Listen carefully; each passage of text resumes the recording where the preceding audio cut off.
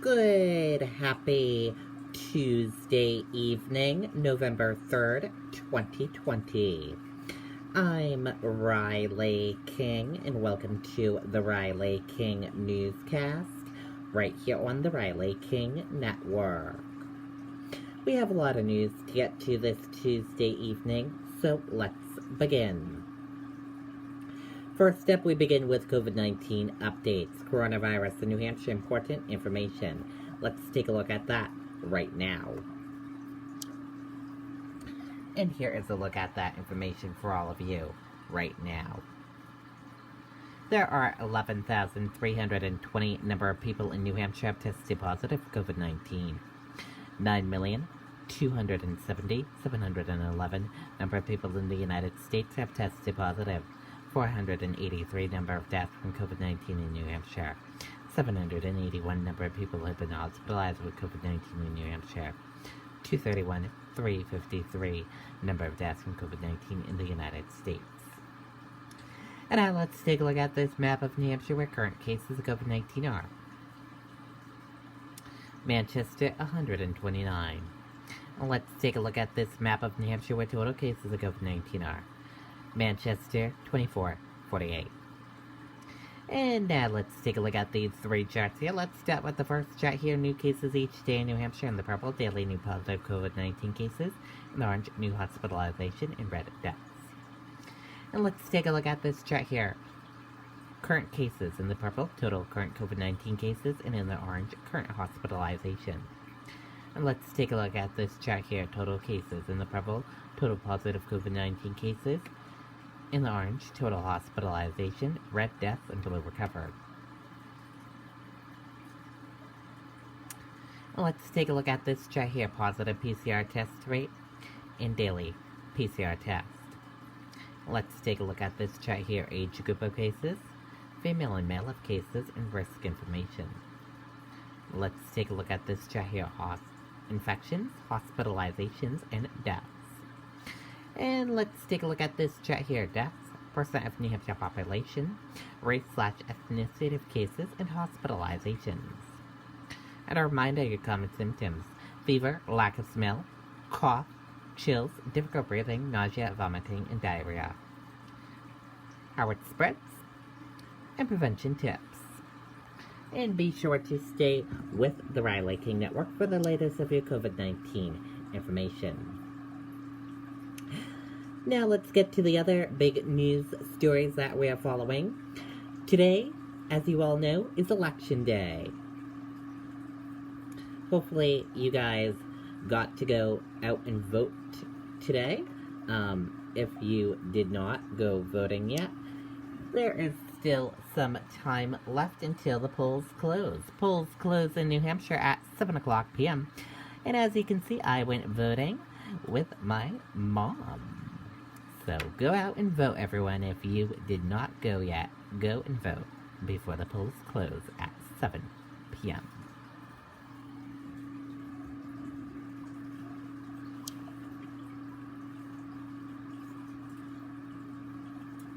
In live election day updates, voters pack polls across the state. Record turnout expected.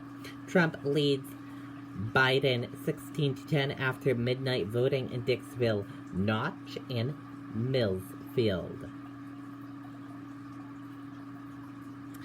Record turnout at the polls and via the absentee process is expected in New Hampshire for Tuesday's general election. Here is your live update at 4 p.m. New Hampshire is among several battleground states where a federal judge has ordered the U.S. Postal Service to send inspectors to processing facilities to ensure that no mail-in ballots is left behind, ABC News reported. The judge, Emmett Sullivan, ruled Tuesday that the Postal Service must sweep the facility between 12:30 p.m. Eastern and 3 p.m. Eastern to ensure that no ballots have been held up and that any identified ballots are immediately sent out for delivery. The inspections were ordered to report back to the court by 4:30 p.m.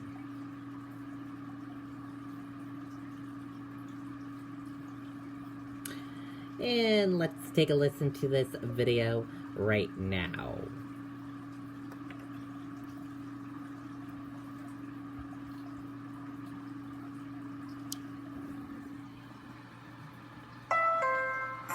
You know, they say if you don't like the weather in New England, just wait 5 minutes. Or... In Manchester, it was a similar situation as people waited for the polls to open. I have never seen lines like this. And the conditions were far from perfect. As roads turned icy, an ambulance called after a woman slipped and hurt her head. Inside, however, no problems were being reported. Everybody's happy so far. It's early. 4 years ago, 83,000 people registered to vote on Election Day, a number that's expected to be surpassed today. COVID-19 not keeping people from voting. In Ward 1, there were lines on the floor to help people practice social distancing. I believe that the state and the city have done just such a fabulous job on trying to make it as safe as possible. We accommodate anyone who can't or won't wear a mask. But Merrimack's town moderator says the vast majority of people are complying with guidelines designed to keep everyone safe. A lot of voters, though, have decided to exercise an alternative to voting in person. Absentee ballots are huge. We pre-processed over 6,000 on Friday, and we've still been keeping them coming in since then. Something that's being reflected around the state, as the Secretary of State estimates that 250,000 Granite Staters will cast their ballots remotely. Still, there were more than enough people showing up in person to keep poll workers busy. This is what democracy is all about, and I'm thrilled to pieces that people are doing it. All the election officials we spoke to said it is exciting to see the people turn out, and they don't care who you vote for as long as you vote. In Merrimack, Ray Brewer, WMUR News 9. Okay, and there you go on that video and that report. And let's go to more on that breaking news report. Judge orders USPS to sweep facilities in New Hampshire, other states for undelivered ballots. Lawsuit says many ballots might have not been delivered to election officials. New Hampshire is among several battleground states where a federal judge has ordered the U.S. Postal Service to send inspectors to processing facilities to ensure that no mail-in ballots is left behind, ABC News reported. U.S. Judge Emmett Sullivan ruled Tuesday that the Postal Service must sweep the facilities between 12:30 p.m. Eastern Time and 3 p.m. Eastern Time to ensure that no ballots have been held up and that any identified ballots are immediately sent out for delivery. The inspectors were ordered to report back to the court by 4:30 p.m., confirming in the most efficient manner available that sweeps were conducted and that no ballots were left behind, Sullivan wrote. The order was in response to a lawsuit against the USPS that claimed that several districts where ballots must be returned by Tuesday had low processing scores, indicating that the ballots were received by the Postal Service but not confirmed to have been delivered. In addition to New Hampshire, the locations include Maine, Vermont, Central Pennsylvania, Philadelphia, Detroit, Colorado/Wyoming, Atlanta, Houston, Alabama, Great South Carolina, South Florida, Lakeland, Wisconsin, and Arizona.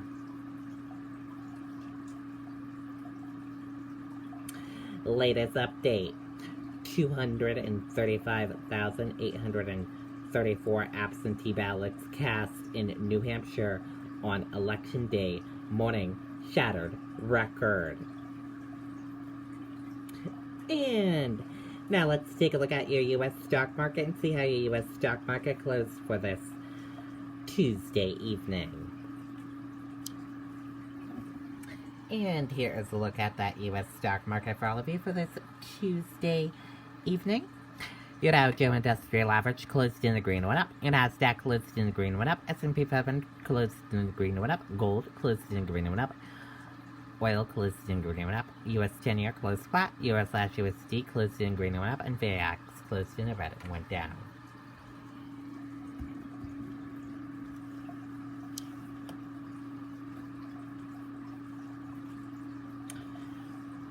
Stocks rally on election day with the Dow jumping more than 500 points. Stocks jumped on Tuesday as investors hoped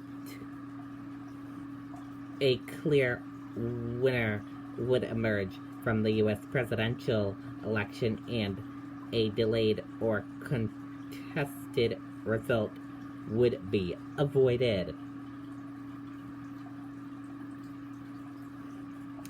What should you expect as the polls close? We break it down hour by hour. Let's take a listen to that video.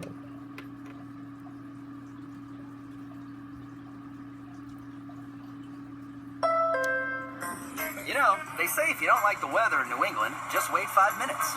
Or 5... In an election year unlike any other, the historic 2020 presidential campaign is coming to a close. After barnstorming through 4 states on Monday, the president is spending Election Day close to the White House, paying a visit to campaign headquarters in Virginia. I'm hearing we're doing well all over. I hear the lines are amazing. As his challenger, former Vice President Joe Biden, remained on the trail in Pennsylvania, working to get out the vote in his hometown. My name is Joe Biden. I was born in Mercy Hospital, Scranton.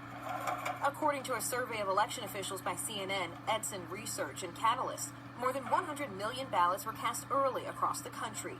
In Pennsylvania, many voters waited to turn out until Election Day.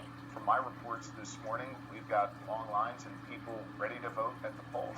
Both candidates hoping a win in the Keystone State will help unlock a victory. Power to change this country is in your hands. We win Pennsylvania, we win the whole deal. You know that. Pennsylvania, along with other battleground states like Michigan, Florida, and Wisconsin, will make all the difference, and voters there know it. I know that, especially, this township specifically, I know it can usually swing. So I just wanted to make sure that I put in my vote and made it count. The president hoping another surprise upset in those critical states will deliver him the White House once again. I think we're going to have a great night. We're going to have a great night. And we're going to have, much more importantly, we're going to have a great 4 years. In Washington, I'm Nadia Romero.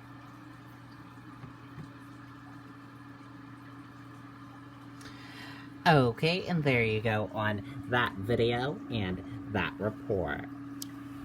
And that does it for this evening edition of the Riley King Newscast, right here on the Riley King Network.